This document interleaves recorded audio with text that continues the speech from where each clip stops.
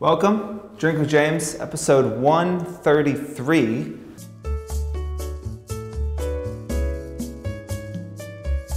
I just listened last week to, or this week rather, to This American Life's 666th episode, which was all about Satan, and I am incredibly jealous and cannot wait to get to 666 and have like a demonic themed, like death metal Drink with James. We're gonna drink like Jägermeister and lamb's blood or something, and it's gonna be great. But we've got quite a few to go till we get to 666. I will probably be like in a walker sipping like, you know, Pedialyte and like prune juice or something, talking about my, you know, I don't know, digestive system. But in the meantime, we're here. This is one of 2 episodes we're filming this week. Tim doesn't generally like to do that because I am, like all talent, I can be fussy at times, and if I have to film 2 in 1 week, sometimes the second one falls flat. But we're gonna do our best to bring the fire both times for you.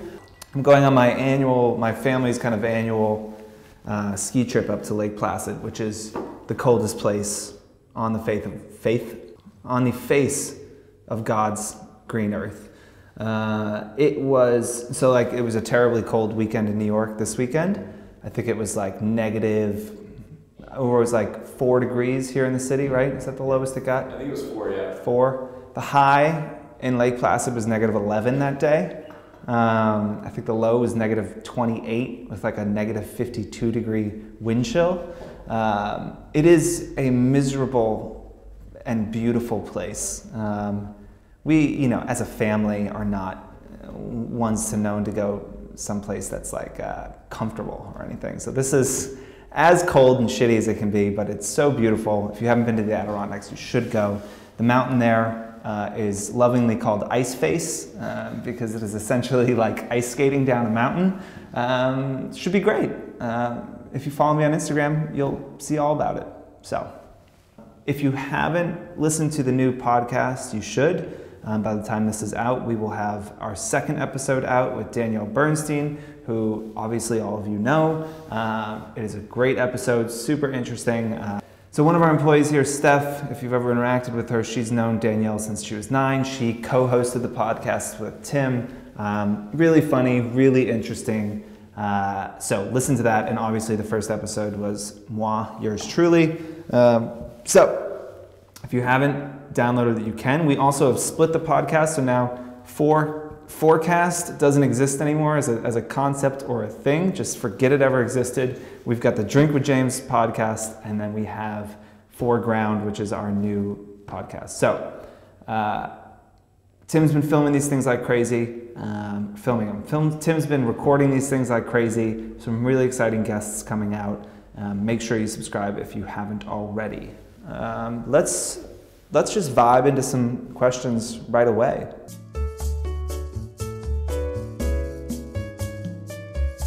Let's move on. Question number 1 is, what do I think the implications of, you know, how should I phrase this? What do I think of the Fyre Festival documentaries, and do I think there's any implications for influencers? Now, I have not watched both.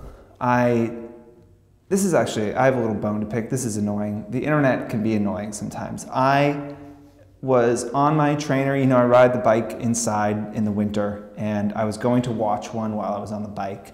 I didn't want to watch both because I have a fucking life. I'm not watching 2 documentaries on the same thing. So I typed in, which one is better? Should I watch the Netflix or the Hulu one? And there's 10 articles from BuzzFeed and Vox and all these places. Nobody answers the fucking question. They all say how they're different, you know, the benefits of this one versus this one. No one just says, watch this one, not the other one. You know, since I watched the Netflix one, I've heard that one is better. But maybe I'm also biased. Maybe I'm just blocking out everyone who says the Hulu one is great because I can't dedicate 2 more hours of my life to watching a sociopathic rich kid steal a bunch of people's money. That is only something I can dedicate an hour and a half of my life to. So, what do I think of it? 1, listen.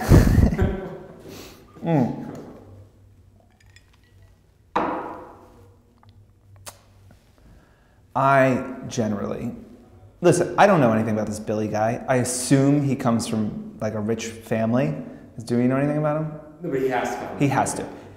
That kid fucking reeks of generational wealth more than anyone I've ever seen in my life. He is the most entitled, smug guy. He is just, I have met that guy like him. Not him, I've not met him, but I feel like I've met that guy like 20 times in New York, and everyone being like, oh my gosh, he's the most amazing entrepreneur. He's so incredible.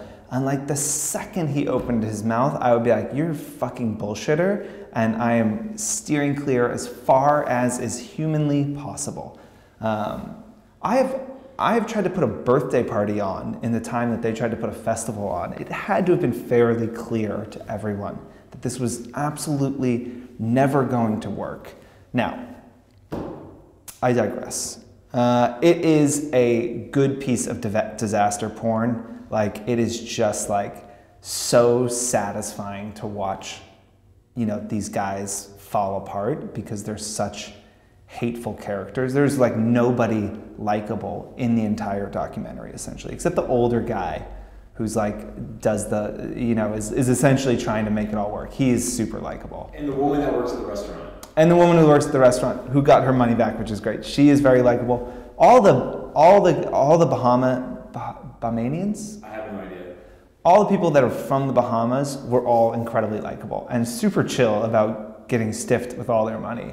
So I'm glad they're getting their money back. I'm glad she's getting her money back. Anyway, you should definitely see it. But what are the implications for the influencer space? One, I think it's a pretty clear example that like this shit works. Okay, like their marketing was solely influencers, and they sold out a very expensive music festival in like a day. So like, okay, one, obviously this shit works, right? Like influencers, all that, this works. Like we meaning influencers, did what they were supposed to do. They sold the tickets, awesome. I do think it brings up a bigger point that, you know, the brands that you work with and the things that you promote, these things do have consequences. And I think that most influencers I have met are conscientious,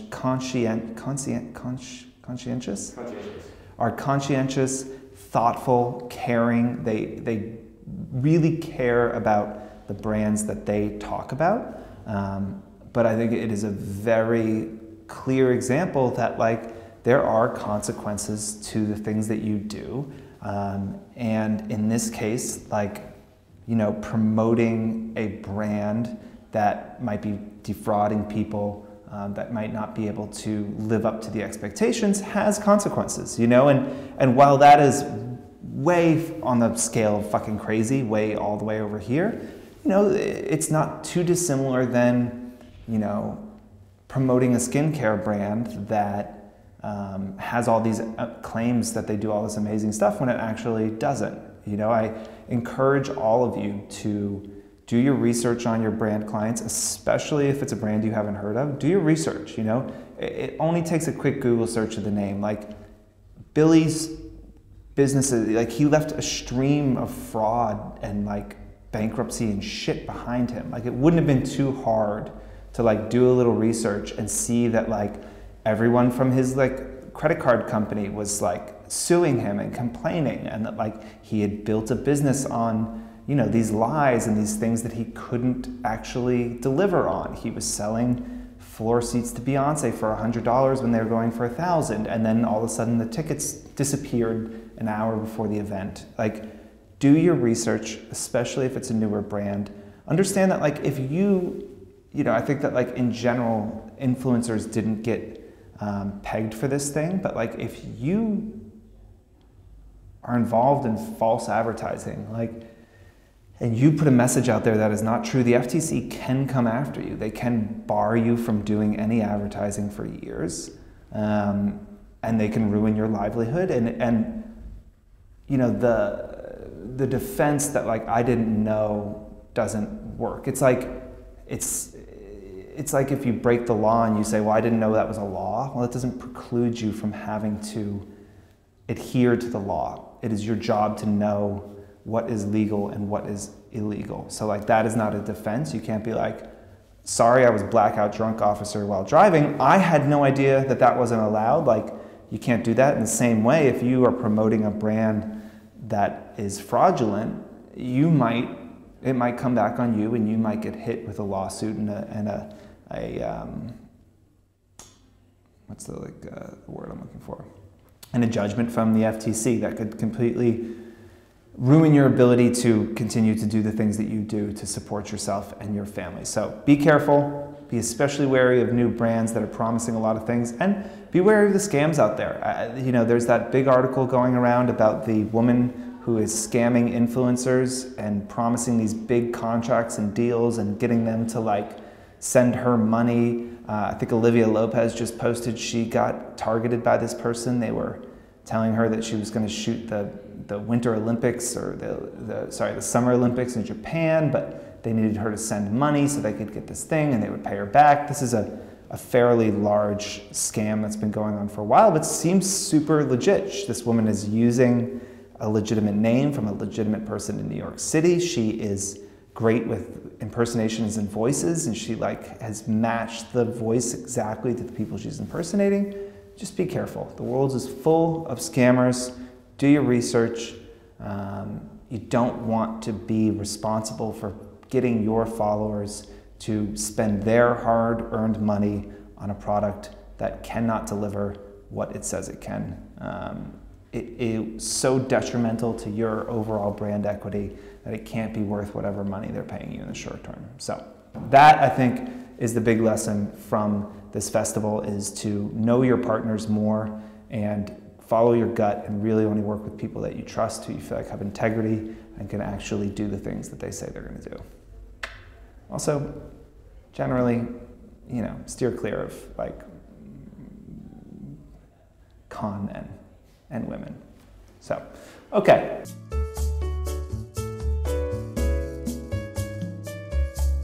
Question number 2. Do you feel like it's possible to be successful and maintain your privacy, or as the Brits would say, privacy? Do I think it is possible? Yes. I think, well, it is possible to be successful and maintain your privacy, absolutely. It is probably harder to be successful and maintain your privacy on Instagram. Be successful on Instagram and maintain your privacy. You know, I think you have to be careful with how much you put out there about your personal life on the internet. I've heard many stories of people who, you know, celebrities who have been plagued with stalkers, and this goes on for years and years. It is difficult to prosecute somebody for following or stalking someone. Unfortunately, the laws are kind of tricky around it. You know, obviously looking at what happened to Kim Kardashian is again, way over on the scale of like crazy stuff that could happen. You do see a general trend of, as people become more successful, they share less and less and less about their lives because they don't want people to know where they are. They don't want people to know where they live. You know, if you, let's say you post out of your apartment a photo of your view in New York City, pretty easy to look at that view and place where you live, and then your super fans would be sitting on the street every time you leave your apartment. Like, that is just not something that you want. And so I think that, you know, you should be pretty selective in what you share from your personal life, especially as it relates to where you live. You do not want people knowing where you live. I think I've seen a lot of influencers, as they become more successful, get P.O. boxes. I think that can be smart. Making sure your packages and things don't come to your home. A lot of y'all work from home. That means that like your public address that's with public agencies is your home address. That's, you know, that's information that you may not want out in the world. If you live in New York City, there's things like City Copilot, where you can sign up and have packages sent there. You can get a WeWork office for, you know, $300–400 a month and get your packages there and have a place where you can go and work. there's options, but again, I would be very careful about what you share. But there are a lot of successful people on the internet that don't share a lot or anything about their private lives. And I think that that's totally okay. You can also stagger your posting, post your stories days after they actually happen so that people can't follow you. The other thing is some people don't really care about privacy. They're happy to share everything in their life and they want everyone to know everything about them, and that is fine. I think that the more you do that, you do open yourself up to a hard reality check and something potentially scary and dangerous happening. And once you put it onto the internet, you can't really take it back. So I would definitely think about, what you're putting out into the world, and if what you want is to be massively successful and famous influencer, that you can't get rid of that stuff. So it's important to think about, even as you're growing, what you're sharing and how much you're willing to kind of open up and talk about yourself. Because the world is full of fucking weirdos and creeps and psychopaths, and you cannot be too careful, especially when concerned with your privacy. I mean, I see a lot of smaller influencers sharing a lot about like their homes. And again, especially in New York City, I think it's like, when you see a view, it's pretty easy to like start to figure out where a person lives. Especially if it's in a newer building and you can like look at the kitchen and be like, oh, I've seen that, it's the same kitchen over and over. So if you've seen one apartment, you can kind of say, oh, I know where you live. Again, I think a lot of the larger influencers do a pretty good job. Like I think about like Mariana Hewitt. I don't think I've ever seen her talk much about her house or like show it, So like it's a lot of speaking to camera and things like that, but like not in their home. So yeah, I think most bigger influencers tend to share less and less about that because they just want to try and keep that part of their lives separate. Something that someone who spoke at one of our conferences talked about, that some of the schools in New York City are dealing with this. Like, do they want, Instagram celebrities or influencers sending their kids to their kids' private school? Because are they going to be sharing that? Are they going to be sharing photos of that? Like, your privacy extends beyond just yourself as well, especially as you get a family. But it's definitely something to consider. I mean, I think the ideal situation is to be rich and anonymous. For most people, that's probably what they want, to just have a bunch of money but have nobody know who the hell you are. Personally, not me. As I've spoken about before, I'd like to be, famous enough to be recognized, but not so much that like it becomes a pain in my ass and like I can't go to a restaurant. I don't think that's going to happen. But you think about the life you want and share accordingly.